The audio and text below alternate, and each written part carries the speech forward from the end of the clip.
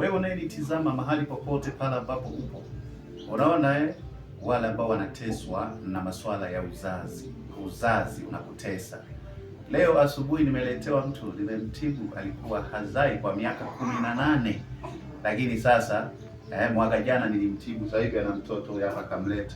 Sio maigizo. Kuna watu wanaona kama vile maigizo kwamba amepewa tu mtoto aigize naye. Hatuna muda wa kuigiza.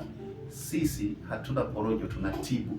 Kwa hiyo kama una ndugu yako anasumbuliwa na masuala ya uzazi, basi wewe mlete. Mwaka huu atabeba mtoto wake mwenyewe. Huyu bwana anaitwa Ayubu, atakuwa tajiri sana. Jamani, nimepata mjukuu sasa.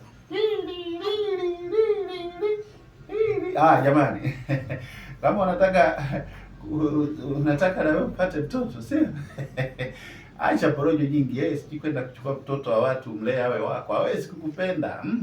Wewe njoo nane na mimi popote ulipo, uwe Ulaya uwe wapi, unahudumiwa upate mtoto wako. Wewe hapa miaka 18 ameshajikatia tamaa. Lakini sasa hivi asingekuja kuonana na mimi. Mtoto mzuri kabisa. Mtoto mzuri kabisa huyu hapa. Jamani, hebu njoo muonyeshe, msogeze kidogo muonyeshe sura. Watu wanalalamika, unataka uzazi umegoma. Siji mimi. Ana mtoto nzuri. Young boy. A young boy. Nimeletewa hapa, mpe jina. Huyu anaitwa Ayubu. Awe na pesa nyingi. Awe mcha Mungu mzuri. Acha kuteseka wewe. Wasiliana na mimi. Babu yangu kasala sasa.